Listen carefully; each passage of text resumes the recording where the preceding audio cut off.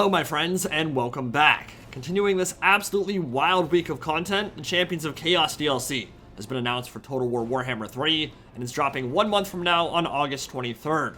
Azazel, Prince of Damnation, is the first of 4 new legendary lords coming in this update, and today we'll take a look at their new unit roster, campaign mechanics, regiments of renown, and how everything fits into the whole Monogod versus Warriors of Chaos debate. There is a lot to cover, and some really exciting additions. So let's jump in and see what we're working with here. And naturally, because this was an Azazel trailer, we need to talk Azazel. If you'd like a full lore breakdown on the character, he was in my top 5 anime betrayals of Warhammer Fantasy video from a while back, and for good reason. He was close friends with none other than Sigmar Heldenhammer, uniter and founder of the Empire, but betrayed him in recompense for the death of his twin brother.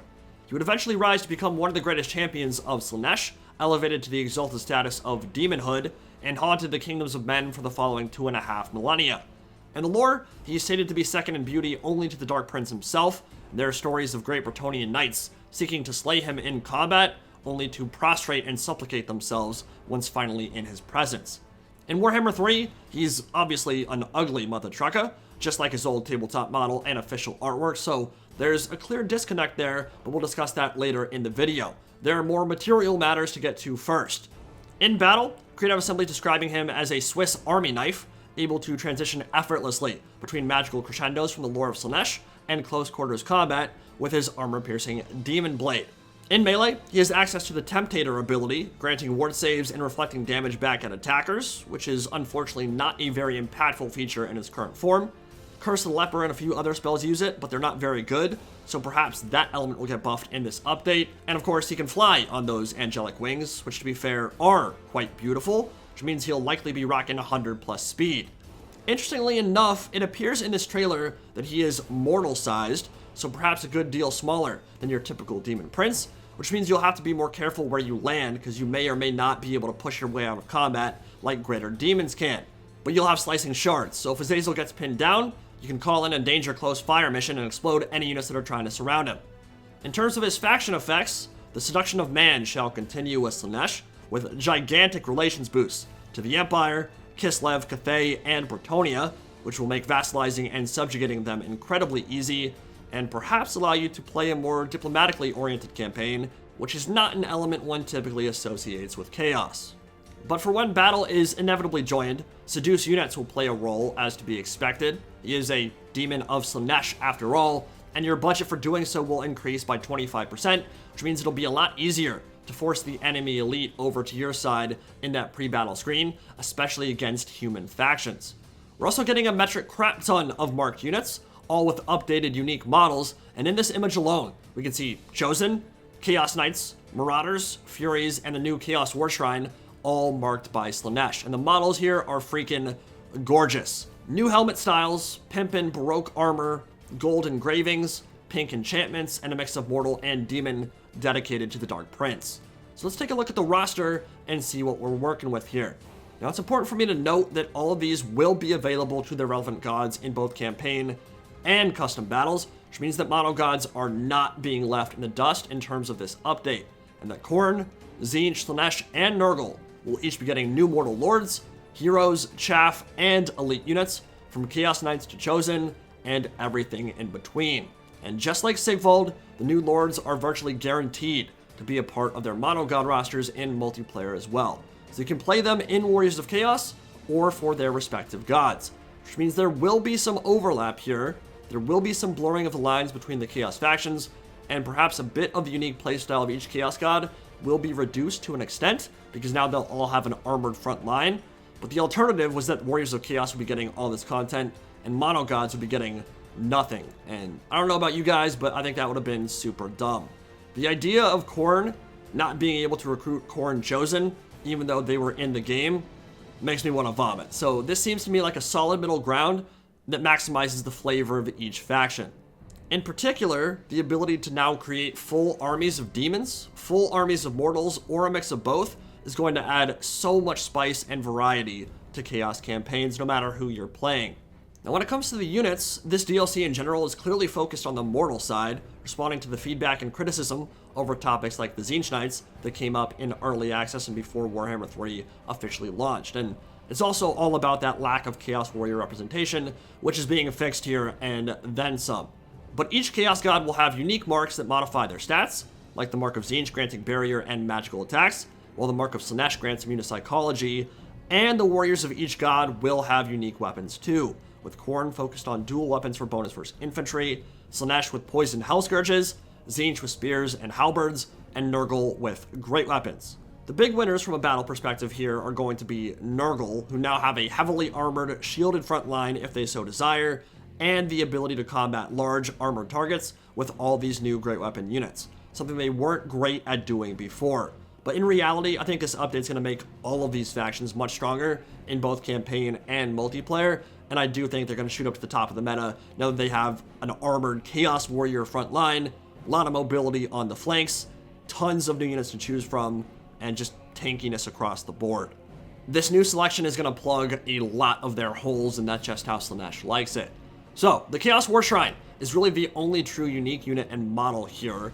These are centerpiece monstrous support units that imbue gifts of chaos onto mortal followers, improving their combat performance or augmenting them in otherwise diabolical ways. Big time ward saves, melee attack buffs, and decent durability, and you can expect each marked variant to have its own playstyle and improvements, although we don't have a breakdown of what those will do quite yet. It's a big and slow model, so probably quite susceptible to being focus fired by missiles or artillery, but looking absolutely awesome in the glimpses we've seen thus far. And these new Chaos Lords look incredible too. I mean, look at this Chaos Lord of Khorne. You better bet your bottom dollar that these two axes know how to handle business. Running around on a Juggernaut, reaping skulls in a rage and electrified armor, blessed by the Blood God.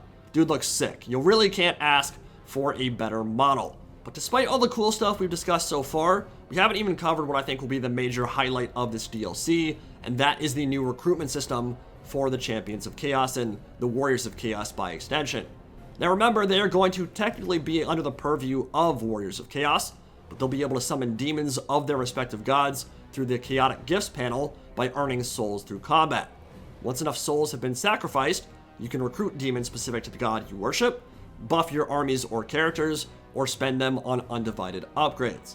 We can't see which demonic units will be available from the pool yet, but I would imagine some of the higher tier sacrifices will add the elite versions like Keepers of Secrets for Azazel. But these will be supplements for your armies, because the core of your builds will be made up of mortals. You'll have access to the undivided roster to an extent, but all your units will be instantly recruitable, and you'll have a warband that upgrades to become more elite as they gain experience. Take a look at this page here. You can start out with a band of humble, lowly marauders and turn them into Chaos Warriors spawn, or eventually Chosen and Chaos Knights as they gain XP. Khorne will likely be able to go even a step further here and eventually grant his marauders the rank of Skull Crushers at tier 5. There's a unit tree for Chaos Undivided, where Undivided Marauders, Chosen, and Knights will reside, and a unit tree for Slaanesh, and both will allow your lowest tier units to become elite as they fight and win battles. That personal touch of taking a humble Marauder unit all the way to the upper echelons of Chaos culture is one of the best features we have in this trilogy, bar none, and it's being taken a step further with Chaos Lords, who will eventually gain the ability to ascend as Demon Princes. So you can recruit an Undivided Chaos Lord, level them up, mark them, and align them to one of the 4 Chaos Gods, and then eventually become a Demon Prince once enough souls have been sacrificed in honor of your patron deity, all while having customizable boons that modify their campaign and battle performance in some pretty major ways. Absolutely amazing, and what Chaos fans have been wanting for the better part of 6 years. Ascension to Demonhood is something that I think is going to be really freaking cool. I know a lot of people were expecting that. They saw what Be'lakor was doing in his campaign mechanics and said, yeah, that'll probably get ported to Warriors of Chaos here. But the fact that you can take a marked Chaos Lord and become a marked Demon Prince is absolutely incredible. As for the Warriors rework itself, they are now a landed faction that congregates in important areas, using them as staging grounds for their invasions, where they can reave and pillage the lands beyond.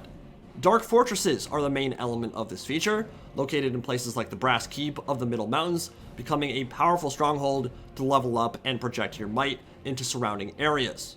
The Dark Fortresses up in the Wastes, the capitals of the Hmong, Hung, Aghol, and other Norscan tribes, will allow you to subjugate and vassalize minor factions permanently upon conquering their capital, which should make gobbling up territory in the north and consolidating your position there a relatively quick, if bloody, affair. So if you don't want to just fight Norskins for eons on end, you can go straight for their capital, conquer it, and then they will be forced to be subjugated and vassalized under your rule. They'll pay you tribute, you'll become a rich boy, and then you'll have Norskins you can force to do your dark bidding on the interwebs. Naturally, we're getting 4 new regiments of renown here too, 1 for each of the Chaos Gods. The Knights of the Brazen Throne for Khorne, anti-infantry, dual-axe Skullcrusher elite clad in jet black armor. We're getting Bilious Thunderguff, the Chaos Giant, a farting, pooping titan of Nurgle, the Sibilant Slaughtercade, the Chaos Chariot pulled by steeds of Slaanesh, and the Severed Claw Aspiring Champions, who are elite halberds with monstrous infantry stats and the Mark of Tzeentch that are designed to kill large targets, if they can catch them. Of those 4, most excited for the Skullcrushers by far, because jet black rhinos running down infantry is my jam. And final note from the blog post, before we get more into the opinions and discussion, the Champions of Chaos are following the footsteps of the Tomb Kings and Vampire Coast, and that they will entirely ignore the objectives of the Realms of Chaos campaign, which was obviously not received very well, and will instead have their own finale to worry about. In the ancient fallen city of Zan by Jin, on the blasted plateau of Kadatha, an arena has been constructed where the Chaos Gods fight for supremacy. This altar of battle is an important site in Tamarkan, Throne of Chaos, and Azazel, Village, Volkia, and Festus, unless something weird happens and one of those lords doesn't make it in for whatever reason. But given the leaks, it seems fairly obvious those will be the 4. They will all fight and search for a path to this hidden kingdom through the shattered rifts left in the wake of Ursun's Roar. And this campaign will be set a little bit after the events of the Realms of Chaos campaign. So at the end, awaits a free-for-all for the Chaos Gods that will forever change the balance between the ruinous powers. With that out of the way, let's talk the trailer, the art design, and my thoughts and impressions. Super cool sweeping shot of Chaos Chosen, Marauders, and the Champions of the Dark Gods going at it in an arena. It's cool looking to how fighting in the Chaos Waste would truly go down. And over the last few days, there's been some debate about Azazel and how he will be depicted. And already, before finishing this video, I know this comment section will have its fair share of people saying he's ugly, hideous, and nothing like he's supposed to be in the lore. So let's lay it all out on the table. It is absolutely fine if you want Slaaneshi lords to all be extremely attractive and shapely, because the demons of the Dark Prince, the powerful ones anyway, can take any form, and if they want to seduce you, becoming Baywatch Pamela Anderson or David Hasselhoff would probably be a good way of accomplishing that. Attractive people are usually better at seduction. No one could possibly look at Azazel here and go, oh no, that dude is hot. At least not if they're of any sound mind. But that's the rub with Slaanesh. When you are in the presence of his demons, you are not of sound mind, ever. And by giving them ugly, horrific, demonic elements and combining that with sensuous movements, lithe grace, angelic wings, extravagant animations, you are still getting that true Slaaneshi experience. Because Slaanesh isn't just about being attractive from a human point of view. The point of Slaanesh is that they are truly horrific monsters inside and out, but they can put on a facade, a mirage, to lure you in. It is absolutely true that his lore states he is mind-numbingly attractive, and that those descriptions have always been at odds with his official model and artwork. But when in battle, remember this is Total War, it's a game about combat, in combat, a demon prince like Azazel would be much more likely to don their war aspect and mix in those horrifying elements to unnerve opponents. And seeing a hideous monster move gracefully and unnaturally fast is unnerving in and of itself. Ultimately, this is what his source material art looks like, although maybe he's a little bit chonkier than he is in some of that official concept art. But again, I get why people want stupid sexy Azazel or stupid sexy Nakari. You're not wrong for desiring it. I'm just saying there's nothing wrong with this interpretation either. It's fair to argue that CA, while creating some absolutely amazing models for this trilogy, doesn't always nail it with design or implementation, and that some of the characters far exceed expectations and look truly incredible, and some of them have fallen short. For me, Slaughtermasters for Ogres, not my favorite. Marathi, not my favorite.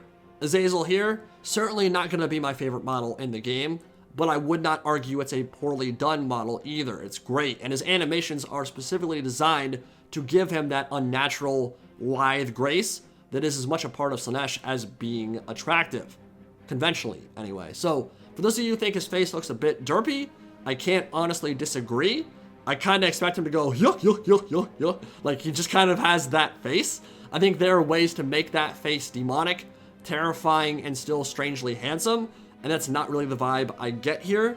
But he is absolutely radiating sensual energy and confidence with those majestic wings and Roman-style toga, so I think it hits plenty of the right notes. Overall, perfectly fine with the model, but will concede there's always been a disconnect between official art and official lore there, and I think it's fine to bring that up, criticize it, discuss it, whatever. As for the unit roster itself, the Slaughter Brute, Mutalith Vortex Beast, Chimeras, Chaos Ogres, and others will continue their missing status, and that is mostly because the focus is on Mortals here, and the 4 Chaos Lords, which we're getting 4 of this time around as opposed to the usual 2, so that's a big boost in content in and of itself. The unique mounts of Slaanesh and Nurgle aren't being added either, which does feel like a missed opportunity. I would have liked to have seen a Rot Beast and Greater Boob Snake like the one Strickar rides into battle, so that Chaos Lords of Khorne get Juggernauts, their unique mount, Lords of Tzeentch get Dis, their unique mount, Lords of Nurgle could get Rot Flies or Rot Beasts, which are their unique mounts, or hell, even a Palanquin Throne, and Lords of Slaanesh could get Greater Steeds, and I think that would be a really nice addition for them. I imagine that will happen at some point, but may only come when they each get their own headline. But yeah, overall, loving what I'm seeing about this Chaos rework. I think the campaign is going to be so much more fun than pure Horde gameplay. I am super excited to see all the new Mortal units, Chosen, Chaos Knights, and Regiments of Renown, and the visual overhaul to the Warriors of Chaos. The fact that the Monogods will benefit from all these new Mortals as well. I think it's all shaping up to be a really good DLC, and I cannot wait to show it to you guys in the flesh. Let me know what you all think, and I'll see you guys in the next video. Seems like we'll be getting a new Chaos Lord reveal and their mechanics every week. So next week, it'll either be Valkia, Village, or Festus Leech Lord. See you all in the next one.